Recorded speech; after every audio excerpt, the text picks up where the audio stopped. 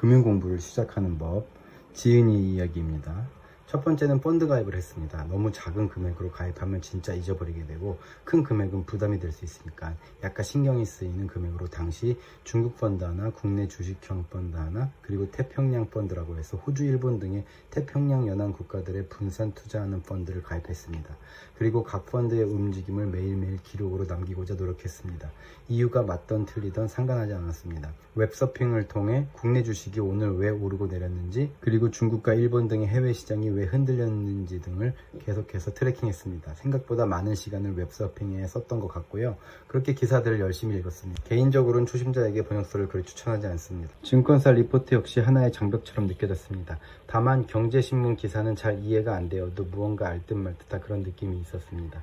기사를 읽다가 갑자기 어려운 문장이 나오면서 이해가 안 되는 부분이 등장하면 그냥 넘어가면 안 되고, 웹서핑이나 유튜브 등을 보면서 파고 들어가는 게 중요합니다. 이게 쌓이고 쌓이다 보면 그게 내공이 되는 것 같습니다. 두 번째는 읽고 듣는 것만으로 그치지 않고 직접 말하고 써보는 게 중요합니다. 일기를 쓰는 것처럼 스스로 시장에 대해 분석해서 글로 남겨보는 것이 좋습니다. 정제된 형식으로 콘텐츠를 만들어도 좋습니다. 초반에는 상당히 힘겨우나 그래도 이 역시 축적되면 나만의 내공이 될 수 있습니다. 이 글쓰기는 단순한 일기가 아니고 스스로 시장을 보는 시각을 적는 겁니다. 저는 사내 메신저를 통해서 직원분들과 공유했습니다.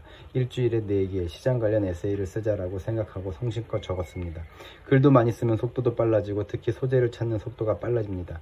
그리고 글을 쓰게 되면 기억에 오래 남습니다. 지금부터 나만의 데이터를 쌓아 나가는 것이 중요합니다. 지수가 몇 포인트였고 얼마 올랐다가 아니라 어떤 이슈가 있었고 그 이슈로 인해 주식은 어떻게 되었고 금리는 어떻게 되었으며 환율은 어떻게 반응했다라는 식의 스토리들과 스냅샷들을 그려나가는 것이 좋습니다.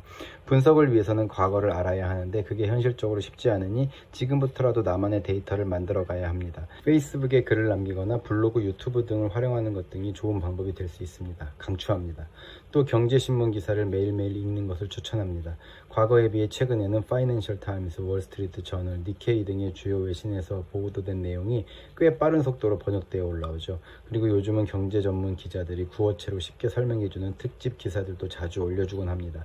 한국경제 김현석, 조재길 기자님, 서울경제 김영필 기자님, 이대윤리, 이정훈 기자님 같은 분들의 시장 관련 브리핑 기사는 꾸준히 읽어보면 좋을 듯 합니다. 그리고 유료 사이트이긴 하지만 보다 깊이 있는 내용을 원한다면 글로벌 모니터 같은 사이트에 가입해서 안근모 편집장님 같은 분들의 내공 넘치는 분석 기사들을 읽어보는 것도 공부하는 데 도움이 되리라 생각합니다.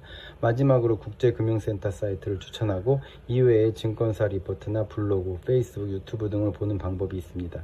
그리고 접근 방법에 대해 한두 가지만 조언을 한다면, 이런저런 자료들을 막연히 읽는 것보다는 2-3명 정도 나와 코드가 맞는다는 느낌이 드는 전문가의 자료를 꾸준히 읽어보는 게 좋습니다. 나하고 맞는 전문가를 찾으면 그 사람은 내 금융학습의 멘토가 됩니다.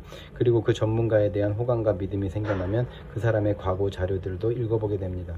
과거 데이터를 공부하는 것은 현실적으로 쉽지가 않습니다. 그렇지만 내가 좋아하고 믿는 전문가가 있다면 그 사람이 과거에 했던 다양한 인터뷰나 강연 등을 캐치업하면서 과거의 흐름 역시 공부해 볼 수가 있습니다. 그런 가상의 멘토들이 즐겨 쓰는 분석 방식이나 인사이트, 이런 것들은 향후 스스로 마켓을 분석할 때 쓸 좋은 도구가 될 것입니다. 레전드이신 김일구 상무님, 김학균 센터장님, 윤지호 센터장님, 고태봉 센터장님들이 계십니다. 책은 어느 정도 신문기사나 리포트가 익숙해진 이후에 읽어보기를 당부합니다. 그리고 여러 권의 책을 읽는 것도 좋지만 하나의 책을 수차례 읽어보는 것이 좋습니다. 경제 관련 도서는 읽더라도 잘 기억이 안 나는 경우가 많습니다. 1회 독을 할 때에는 전혀 느끼지 못했던 저자의 메시지를 만나게 되는 경우도 많습니다. 경제라는 익숙하지 않은 영역과 친해지기 위해서는 자주 접하는 것이 중요하죠. 하나의 책을 수차례 읽으면서 경제 관련 도서를 부담 없이 받아들일 수 있는 초석을 만들어 간다고 생각하면 좋을 듯 합니다.